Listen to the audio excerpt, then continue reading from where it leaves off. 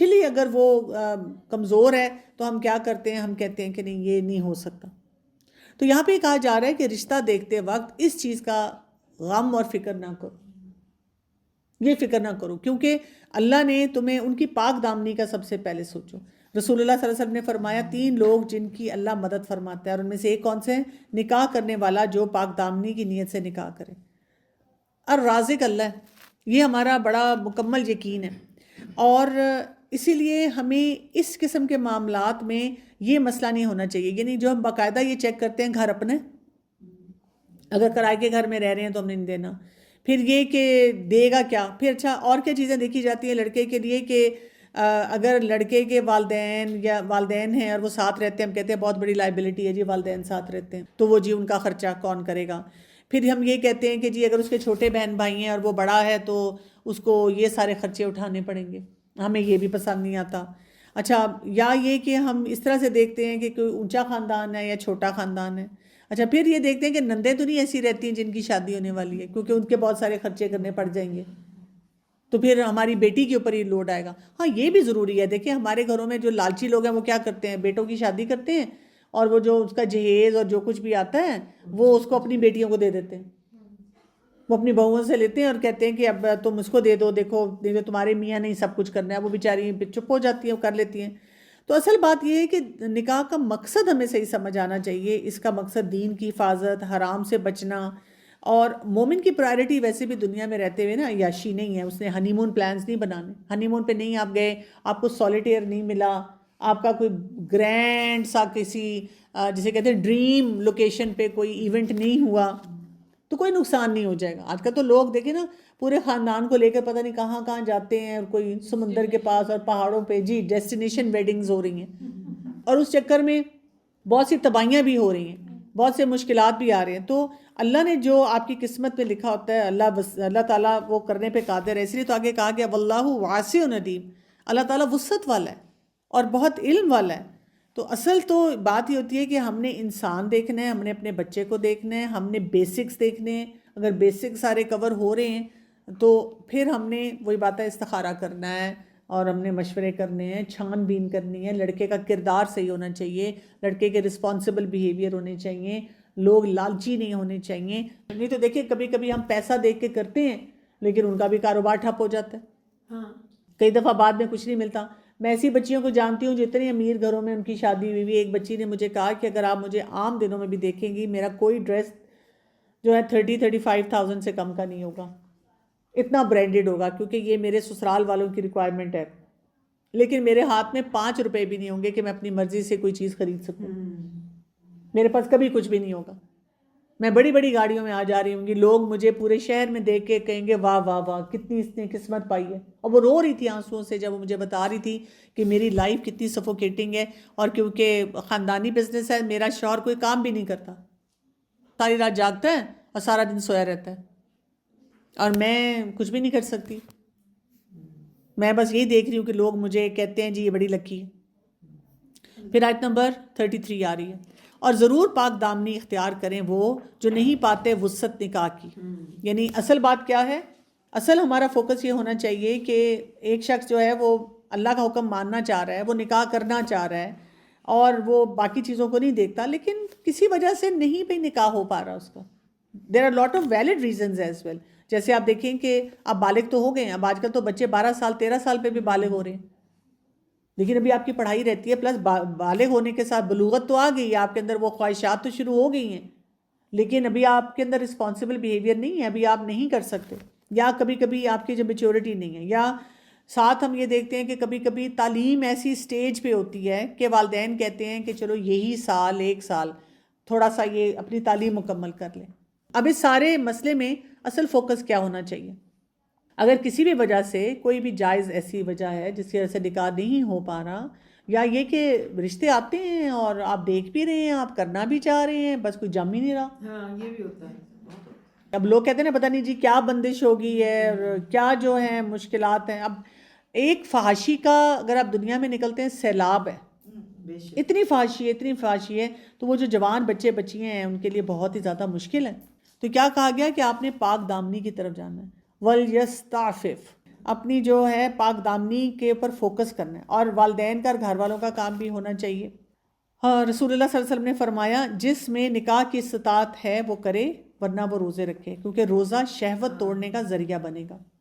تو ہم نے پورا لائف سٹائل جو ہوتا ہے نا، اس میں ان کو ہیلپ کرنی ہوتی ہے، ان کو فیسیلیٹیٹ کرنا ہوتا ہے کہ ان کے لائف سٹائل میں وہ چیزیں شامل ہوں جس سے وہ پاک دامن رہ سکے۔ جیسے ایک تو روزہ ہے، آپ مصنون روزے خود بھی رکھیں، بچوں کو بھی رکھوائیں اس ایج میں، اور بچوں کو آپ بتا بھی سکتے ہیں کہ اگر آپ کا بہت ایسی ڈیزائرز آپ کو آتی ہیں تو آپ روزے رکھا کریں، ان کو ہیلپ کریں اس کام میں، ان کو یہ حدیثیں سنائیں۔ پھر یہ کہ ان کا کھانا پینا ٹھیک رکھیں، اسی طرح ان کا موبائل یوز جو ہے اس کو مینیج کریں، اسی طرح ان کو فزیکل ایکٹیویٹیز میں لگائیں، اسی طرح ان کو کسی قرآن کلاس میں ڈالیں، اسی طرح ان سے پرپزفل کام کروائیں، ان کو والنٹیئر کروائیں، ان کو فارغ بیٹھ کے نا سوچوں کے ساتھ فارغ نہ بیٹھنے دیں، کیونکہ جتنے بچے ایسے سوچوں کے ساتھ فارغ بیٹھیں گے نا، اتنا زیادہ غلط چیزوں میں انگیج ہونا شروع ہو جائیں گے۔ تو یہاں پہ کیا ہے، یہ جو آ رہا ہے نا پاک دامنی، اس کے لیے عین فا فا، نفس میں ایسی حالت پیدا ہونا جس کے ذریعے انسان غلبہ شہوت سے محفوظ رہے، ایسی کلیئرٹی کوئی آ جائے، ایسی شیلڈ کوئی آ جائے، ٹھیک ہے۔ جب تک وہ حالات نہیں آتے تو کچھ ایسا ہمارے اندر ہو جائے کہ ہم اپنے آپ کو بچا سکیں۔ حتیٰ یغنیہم اللہ من فضلی، یہاں تک کہ اللہ غنی کر دے اس کو اپنے فضل سے۔ اس طرح کے جو معاملات ہیں اس میں ہمیں کیا کرنا ہوگا کہ اپنے بچوں کے لیے صحیح راستے چننے ہوں گے۔ اب آپ دیکھیں کئی دفعہ میں تو یہاں تک دیکھتی ہوں کہ آج کل تو بچیاں ہماری منگنی کے بعد پاک دامن نہیں رہ پاتی، نکاح کے بعد پاک دامن نہیں رہ پاتی۔ کس طرح سے؟ منگنی ہوئی آپ کی، اور منگنی کے بعد ہم کہتے ہیں بیٹا فون نمبر لے لو، باتیں کرو، اور وہ لڑکا کہیں بلاتا ہے، اگر وہ نہ بھی بلائے تو وہ تو فون پہ اتنا کچھ کر لیتا ہے، اور پھر اس کو بیچاری کو وہ ٹارچر دیتا رہتا ہے، وہ اپنے ماں باپ کو بھی بتا نہیں سکتی۔ تو کلیئرٹی سے لڑکا لڑکی کو بیٹھ کے سمجھا دینا ہے کہ آپ کی لمٹس کیا ہوں گی، یہ بہت ضروری ہے۔ اسی طرح نکاح ہو گئے تب بھی کلیئرٹی سے بتانا ہے کہ بیٹا آپ محرم ہو گئے ہیں ایک دوسرے کے لیے، اور اگر آپ کی یہ خواہشات اتنی زیادہ ہیں تو پھر نا ہم رخصتی کر دیتے ہیں، لے جاؤ اس کو ساتھ ابھی سے، بے شک ہمیں کوئی اعتراض نہیں ہے، لیکن یہ نہیں ہوگا کہ نکاح کرنے کے بعد آپ چھپ چھپ کے کچھ ایسے معاملات کریں جو درست نہیں ہیں کہ بعد میں وہ کمپلیکیشنز آ جائیں۔ کیونکہ دیکھیں نا، ویسے تو وہ محرم ہے، اب وہ اپنا جنسی تعلق بھی رکھ سکتے ہیں۔ اور دوسرا، میں والدین کو بھی ہمیشہ کہتی ہوں کہ بچوں کو اتنی مشکل میں بھی نہ ڈالا کریں۔ سال 2 سال 3 سال 4 سال نکاح منگنی رکھی ہوئی ہے ہم نے، کبھی کبھی ہماری یہ خواہش ہوتی ہے کہ چلو جی یہ رہے گی تو شاید ٹوٹ ہی جائے، ہم کرنا نہیں چاہ رہے ہوتے، ایسے بھی لوگ ہوتے ہیں، یا ہم نے اتنی کمپلیکیشنز بنائی ہوئی ہوتی ہیں، یہ بھی ہو جائے وہ بھی ہو جائے پھر کریں گے، بیٹیوں کی شادی ہو جائے تو کریں گے۔ بھئی وہ جو دوسری بیٹی آپ نے لانی ہے اس کے بارے میں بھی تو سوچیں۔ تو اس قسم کے فیصلے جو ہوتے ہیں وہ نہیں کرنے چاہیے۔ اور وہ جو چاہتے ہیں مکاتبت، آزادی کی تحریر، ان میں سے جن کے مالک ہیں دائیں ہاتھ تمہارے، فَقَاتِبُوهُمْ إِنْ عَلِمْتُمْ فِيهِمْ خَيْرًا، تو مکاتبت کر لو ان سے اگر جانو تم ان میں کوئی بھلائی۔ اب یہاں پہ یہ جو وہی غلام اور لونڈیوں والی بات آ رہی ہے کہ اگر وہ چاہتے ہیں، وہ کہتے ہیں کہ جی ہم اتنے عرصے کے لیے اپنی کوئی سروس دیں گے اور اس کے بعد ہم آزادی چاہتے ہیں تاکہ ہم فلاں جگہ شادی کرنا چاہتے ہیں، تو ان کے لیے آسانی پیدا کرو، ان کے ساتھ وہ لکھت پڑھت کر لو تاکہ وہ اپنی زندگی کو بہتر طور پہ گزار سکیں، ٹھیک ہے۔ ان کو بھی یہ موقع دو، بجائے اس کے کہ ان کو غلط کام کے لیے جو ہے وہ استعمال کرنا شروع کر دو۔ جیسے میں نے آپ کو بتایا تھا کہ اس زمانے میں تو لوگوں نے بڑے بڑے یہ اس طرح کے ہبز بنائے ہوئے تھے جہاں پہ وہ اپنی لونڈیوں کو لے کے بیٹھتے تھے اور لوگوں کو پتہ ہوتا تھا، لوگ پیسے دیتے تھے، آتے تھے، ان کے ساتھ شہوت کرتے تھے اور چلے جاتے تھے، اور یہ پورا ایک کلچر بنا ہوا تھا۔ اور اب دیکھیں رسول اللہ صلی اللہ علیہ وسلم کے جو آخری الفاظ بھی ہیں دنیا سے جانے سے پہلے، دنیا سے رخصت ہونے سے پہلے، وہ عورتوں کے لیے اور غلاموں کے لیے تھے۔ یعنی یہ جو معاشرے کے مظلوم لوگ ہیں جو اپنے لیے کچھ بھی نہیں کر سکتے، اپنے لیے فیصلے نہیں کر سکتے، ان کے رائٹس کے بارے میں، اور دیکھیں سبحان اللہ ان آیات میں ان کے لیے بھی کہا گیا کہ ان کا بھی جو ہے نا وہ خیال کیا جائے۔ شروع میں جیسے تھا نا کہ مرد حضرات جو تھے وہ اپنی خریدا کرتے تھے، اس طرح سے اپنے آپ کو آزاد کر لیتے تھے۔ یہ آگے جو آیت میں آ رہا ہے پھر اس کے ریفرنس سے بتاتی ہوں۔ وَآتُوهُم مِّن مَّالِ اللَّهِ الَّذِي آتَاهُم، اور دو انہیں مال سے اللہ کے وہ جو اس نے دیا تمہیں۔ آزاد کرانے کی جو اتنی اللہ تعالیٰ نے اس میں فضیلت رکھی ہے تو وہ کر دو ان کے ساتھ، یہ اس زمانے میں تھا، ان کے بتایا جا رہا ہے۔ اور نہ تم مجبور کرو اپنی باندیوں کو بدکاری پہ، اگر وہ چاہیں پاک دامنی، تاکہ تم تلاش کرو سامان زندگی کا دنیا کی، اب دیکھیں یہاں پہ کتنی کلیئرٹی سے کہا جا رہا ہے کہ کسی لونڈی کو بھی اس کام پہ نہ زیادہ ابھارو. عبداللہ بن ابی کے بارے میں آتا ہے نا کہ وہ جو منافقوں کا سردار تھا وہ خاص طور پہ ان چیزوں میں بہت ایکٹیو تھا. اور وہاں پہ جو کچھ لونڈیاں تھیں انہوں نے جب دیکھا کہ مرد آسانی سے اپنی آزادی خرید رہے ہیں، ان کو یہ اسپیس بھی مل رہی ہے، تو وہ رسول اللہ صلی اللہ علیہ وسلم کے پاس آئیں. انہوں نے آ کے بات کی، ہم یہ پروسٹیٹیوشن نہیں کرنا چاہ رہے، ہماری مدد کریں اس معاملے میں. اور اس پہ یہ آیات نازل ہوئی. تو اب دیکھیں کہ یہ بھی کتنی امپورٹنٹ بات ہے کہ ہر عورت خراب نہیں ہوتی جو ایسے مسئلوں میں بھی گھری ہوئی ہوتی ہے. اگر آج کے دور میں ہم دیکھ لیں وہ مجبور تھی. اور یہ دیکھیں کہ اگر کوئی جبراً کسی سے کوئی کام کرواتا ہے تو پھر اس سے یہ بھی پتہ چلتا ہے کہ اس پہ سزا نہیں آتی اس طرح سے، اس کی اکاؤنٹیبلٹی اللہ کے پاس نہیں ہے. رسول اللہ صلی اللہ علیہ وسلم نے فرمایا میری امت سے خطا، نسیان اور ایسے کام جو جبر سے کروائے گئے ہوں وہ معاف ہیں. ٹھیک ہے، خطا معاف ہے، یعنی جب آپ سے غلطی ہو جائے. مجھے یاد ہے ایک دفعہ میں ایک کورس کروا رہی تھی یہاں الہدا میں، ہمارا حدیث کورس ہوتا ہے، تو میں اس کی انچارج تھی. تو میں نے اپنے اسٹوڈنٹس کو پہلے دن بتا دیا تھا، میں نے کہا تھا کہ اس کے بارے میں مجھ سے کوئی سوال نہیں پوچھے گا، کہ ہم بار بار یہی سوال پوچھتے ہیں ہر جگہ. کیا تھا؟ پہلا یہ کہ اگر آپ سے غلطی ہو گئی ہے تو غلطی ہو گئی ہے، اللہ معاف کرتا ہے. ٹھیک ہے. دوسری چیز، اگر آپ بھول گئے اس پہ بھی معافی ہے. اور تیسری، اگر کوئی جبراً آپ سے کرواتا ہے. اچھا، اب جیسے مثال میں ان کو یہ دیتی ہوتی ہوں، نماز. اب آپ نے نماز پڑھے تھے، آپ نے اس میں کوئی، آپ کو پتہ نہیں تھا، غلط کر لیا کوئی کام اس میں نا، جو آپ کو اندازہ نہیں تھا، بعد میں آپ نے پڑھا تو آپ کو پتہ چلا او یہ تو ایسے نہیں کرتے، ایسے کرتے ہیں، خطا ہو گئی آپ سے اس میں اور آپ کو پتہ نہیں تھا. اب آپ جناب 6 سال تک اس کا غم بنا رہے ہیں، میں کیا کروں، میں تو یہ نہیں کیا، وہ نہیں کیا، ایسے. اللہ تعالیٰ نہیں آپ کو انشاءاللہ اکاؤنٹیبل کرے گا. اللہ تعالیٰ نہیں چاہتے کہ ہم اپنی شیم بیسڈ پرسنالٹی رکھیں، ہم سارا دن انہی باتوں میں الجھے رہیں اور انہی باتوں میں، فکروں میں اپنی زندگی جو ہے وہ تباہ کریں. ٹھیک ہے. اچھا، اسی طرح بھول گئے، وہ جی آپ نے پڑھنی تھی نماز، آپ کو یاد ہی نہیں رہا، پتہ نہیں آپ کس کام میں لگ گئے، اور آپ کو جب یاد آیا تو وہ پتہ نہیں، یا تو اگلی نماز آ گئی تھی یا اس سے بھی اگلی آ گئی تھی، آپ نے 2 اگلی پڑھ لی، اگلے دن یاد آیا او میں نے تو، مثلاً جیسے ہوتا ہے نا کہ وطر آپ چھوڑ دیتے ہیں، آپ کہتے ہیں تہجد پڑھوں گی تو پھر بعد میں وطر پڑھ لوں گی.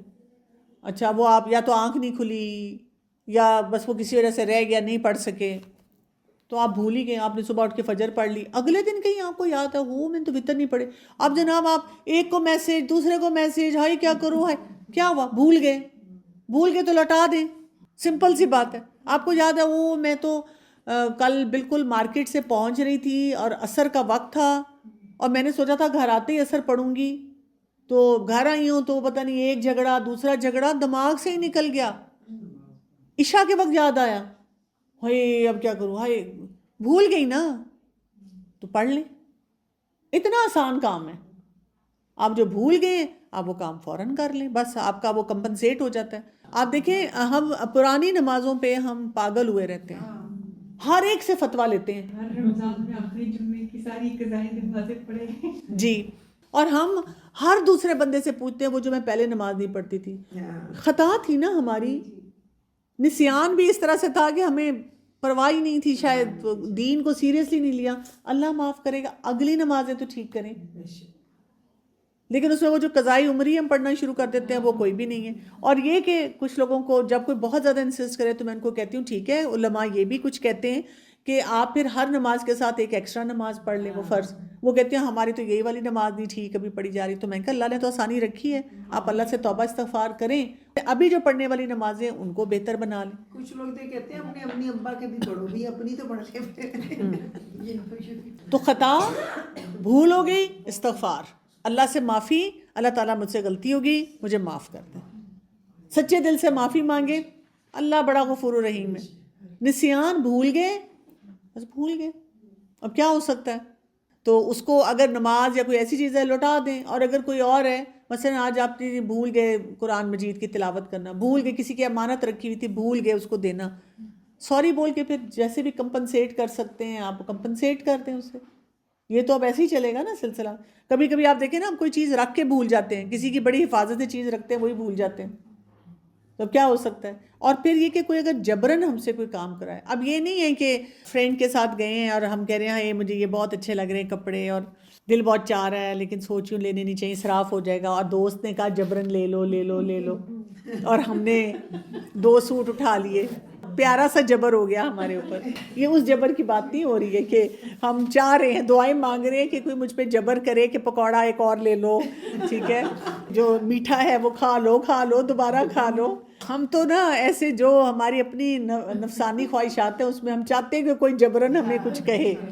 اسی طرح کبھی کبھی ہمیں کوئی غیبت کرنے کو دل چاہ رہا ہے اور ہم کہتے ہیں نہیں میں نے نہیں بولنا, نہیں میں نے نہیں بولنا, اور پھر ہماری اسی طرح کوئی پیاری بہن کہتی ہے بتاؤ تو صحیح, بتاؤ بتاؤ بتاؤ, بس ہم کہتے ہیں اب جبر ہو گیا مجھ پہ, اب میں کیا کروں. نہیں, وہ جبر نہیں, ہمیں سمجھ آنی چاہیے کہ بھئی ہم کلیئر ہے کہ یہ کام مجھے نہیں کرنا, مجھے اپنے آپ کو اس چیز سے روک کے رکھنا ہے.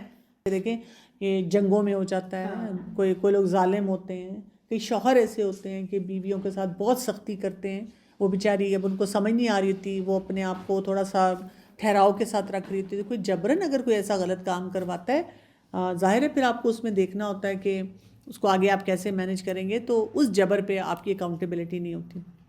اور جو کوئی مجبوراً کرے گا انہیں فَإِنَّ اللَّهَ مِن بَعْدِهِ اِكْرَاهِهِنَّ, تو بے شک اللہ بعد ان کو مجبور کرنے کے کیا ہے, غفور و رحیم. اللہ تعالیٰ بہت بخشنے والا ہے, بہت رحم فرمانے والا ہے. تو اگر کوئی ہمیں زبردستی کوئی معاملہ ہوگا ہمارا تو ہم اللہ پہ چھوڑ دیں گے, وہ اکاؤنٹیبلٹی اللہ بہتر جانتا ہے. اللہ کو پتہ ہے کہ ہم کیا کرنا چاہ رہے تھے, ہماری کیا حالات تھے, ہمارے لیے کن چیزوں میں مشکل تھی اور کیسی مشکل تھی.